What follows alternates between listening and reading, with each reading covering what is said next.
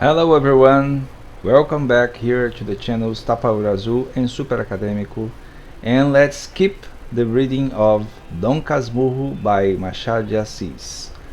Today the chapters 10 to 12. 10. I accept the theory, which is slightly more than enough metaphysics for a single tenor. But the loss of his voice explains everything. There are philosophers who, when all is said, are nothing more than unemployed tenors. I, friend reader, accept the theory of my old Marcolini, not only because of its verisimilitude, which is usually all that truth is, but also because my life fits his definition.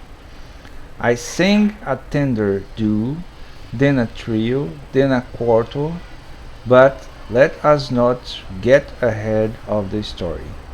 Let us get back to the first afternoon when I found out that I had already begun to sing, for when José Dias informed against me, my dear reader, it was primarily to meet that he gave his information. The promise. 11. The promise. As soon as I saw our dependent disappear down the hall, I left my hiding place and ran to the veranda at the back. I did not bother about the tears nor the reason my mother shed them. The reason for them was probably her ecclesiastical projects, and the cause of this is what I am about to relate. For it was even then an old story and went back 16 years. The projects were formed at the time I was conceived. Because her first child was born dead, my mother made a pact with God that the second might win out. She promised that if it should be a male, he would enter the church. Perhaps she was hoping for a girl. She said nothing to my father, either before or after bringing me into the world. She counted on doing it when I started school, but she became a widow before then. As a widow, she dreaded the day of parting from me, but she was so devout, so God-fearing, that she tried to get witness to her obligation by confiding her promise to relatives and members of the household, only that we might be parted as late as possible. She had me taught at home my first letters, then Latin and religion by Padre Cabral, old friend of Uncle Cosme, who used to come to our house of an evening to play backgammon. Long terms are easily subscribed to. Imagination makes them infinite. My mother waited for the years to roll by. Meanwhile, I was being accustomed to the idea of the church. Children's toys, devout books, images of saints, conversations at home, everything converged on the altar. When we went to Mass, she would always tell me it was to learn to be a priest and that I should watch the Padre, that I should not take my eyes off the Padre. At home I played Mass, somewhat on the sly, because my mother said that Mass was not a matter for play. We would arrange an altar, Capitu and I. She acted as a sacristan, and we altered the ritual in the sense that we divided the host between us. The host was always a sweet. During the time that we used to play this game, it was quite common to hear my little neighbor ask, "Mass today?" I recognized what that meant, answered in the affirmative, and went to ask for the host under another name. I would come back with it. We would arrange the altar, mumble the Latin, and rush through the ceremonies. Dominus non sum dignus. I was supposed to say that 3 times, but I believe that I actually said it but once. Such was the gluttony of the padre and his sacristan. We drank neither wine nor water. We did not have the first, and the second would have taken away the savor of the sacrifice. After a time, they no longer spoke of the seminary, and I suppose the matter forgotten. If a boy does not feel the call at 15, he asks harder the seminary of the word that day than that of St. Joseph's. Sometimes my mother gazed at me like a lost soul, or caught hold of my hand for no reason at all and squeezed it hard. 12. On the veranda. I came to a halt on the veranda. I was dizzy, stunned. My knees wobbled. I seemed that my heart was trying to leap out through my mouth. I could not go down to the grounds and cross over into the next yard. I commenced to walk back and forth, stopping short at intervals to steady myself. Then I would walk again and again stand still. Confused voices repeated at the words of José Dias.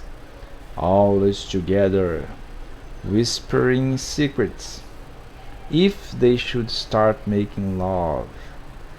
Bricks that I trod and retrod that afternoon, yellowed columns that passed me to the right and to the left, depending on whether I was going or coming.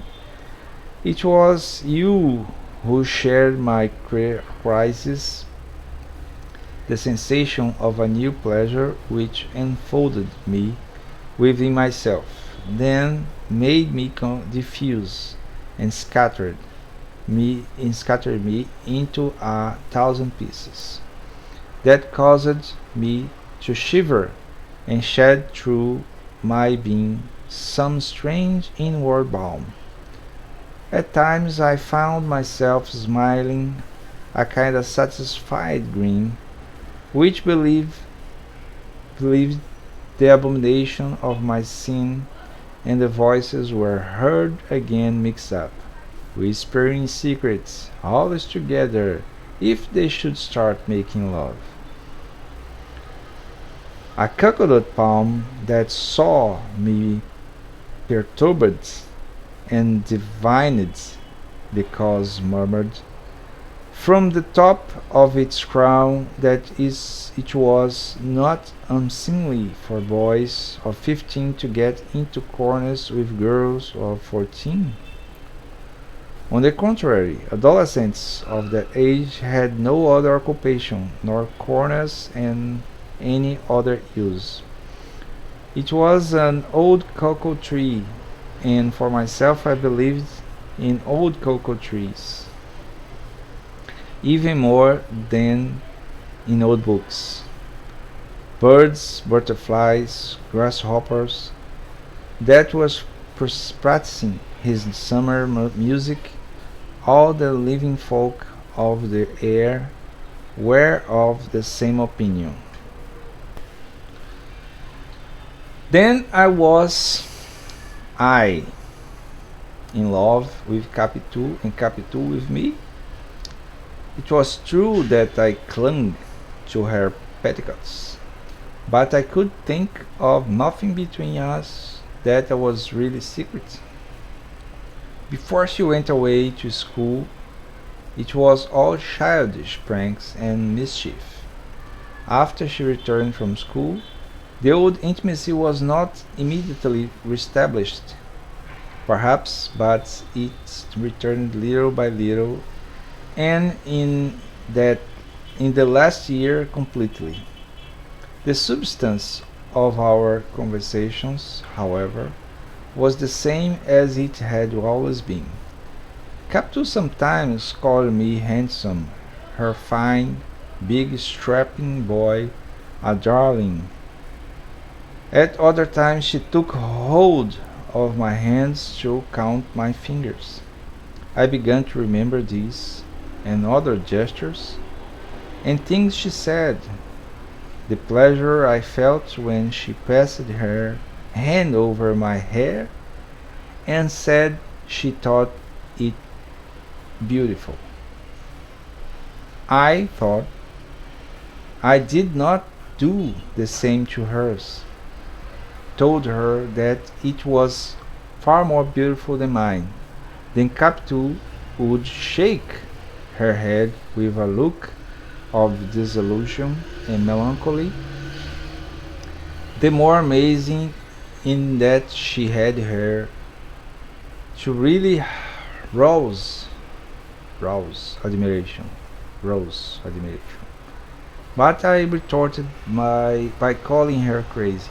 When she asked me if I had dreamed of her that night before, and I said no, she told how she had dreamed of me. Extraordinary adventures, how we went to the top of Corcovado through the air, danced of the moon, and then angels came to ask us our names to give them to other angels that had just been born. In all these dreams, we went hand in hand. The dreams I had of her were never like that. They merely reproduced our familiar life together, and many times did not go beyond a simple repetition of the day before, some phrase, some gesture. I told them to her anyway. Capitu one day remarked on the difference. She said her dreams were finer. After a certain hesitation, I told her that they were like the person who had dreamed them. She turned the color of a pitanga. It means red. It was only now that I understood the emotion which this and other confidence aroused in me. The emotion was sweet and new, but the cause had eluded me, and I had not searched it out, or even suspected it.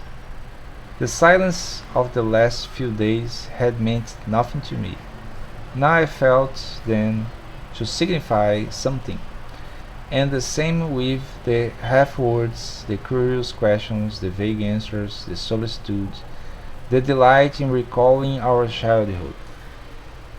I was aware, too, that it was a recent phenomenon to wake up with my thoughts on Capitu and to hear her voice from memory, and tremble at her step. If they spoke of her at our house, I paid more attention than before, and as it was praise or criticism, so I felt a more intense pleasure or displeasure than before, when we were only companions in mischief. I had even begun to think of her during Mass that month. Intermittently, it is true, and yet to the exclusion of other things too. All this was now presented to me through the mouth of José Dias, who had informed upon me to myself.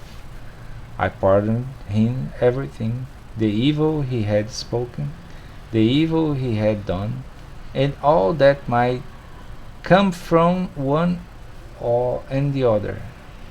In that one instance, eternal truth was not worth more than he, nor eternal goodness, nor all the rest of the eternal virtues. I loved Capitu, Capitu loved me.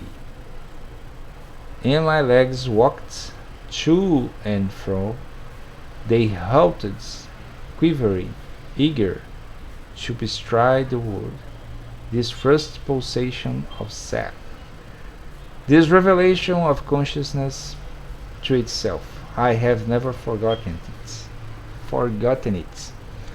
I have never known any similar sensation to compare with it, probably because it was mine, because it was the first. Thank you for listening to this reading. Come back next week for more chapters of DOM CASMURRO by Machado de Assis. Don't forget to subscribe to channels Super Acadêmico and Tapa Olho Azul, and give the like, comments, and share this video. Goodbye.